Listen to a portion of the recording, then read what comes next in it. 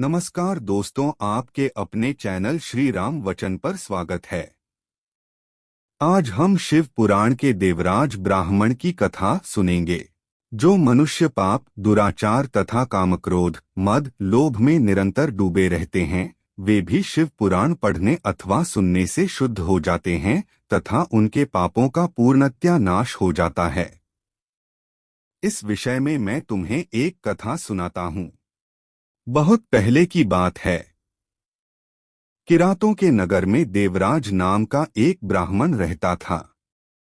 वह ज्ञान में दुर्बल, गरीब, रस बेचने वाला तथा वैदिक धर्म से विमुख था।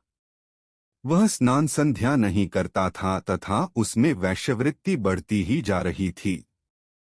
वह भक्तों को ठगता था।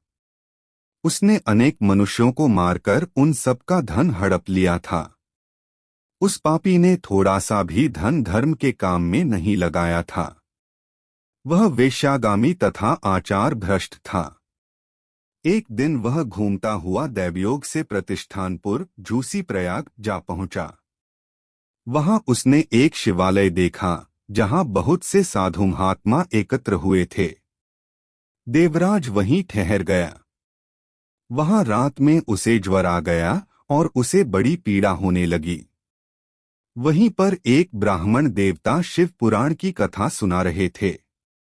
ज्वर में पड़ा देवराज भी ब्राह्मण के मुख से शिव कथा को निरंतर सुनता रहता था।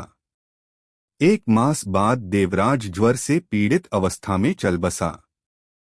यमराज के दूत उसे बांधकर यमपुरी ले गए। तभी वहां शिवलोक से भगवान शिव के पार्षदगण आ गए। वे कर्पूर के समान उज्ज्वल थे। उनके हाथ में त्रिशूल, संपूर्ण शरीर पर भस्म और गले में रुद्राक्ष की माला उनके शरीर की शोभा बढ़ा रही थी।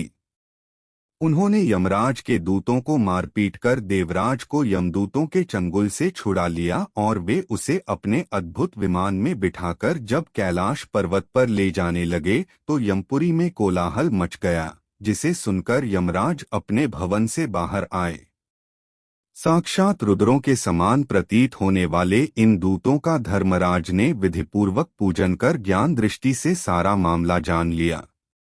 उन्होंने भय के कारण भगवान शिव के दूतों से कोई बात नहीं पूछी।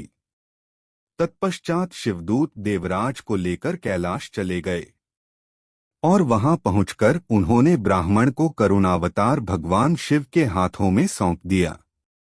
आशा करता हूं आपको यह कहानी अच्छी लगी होगी।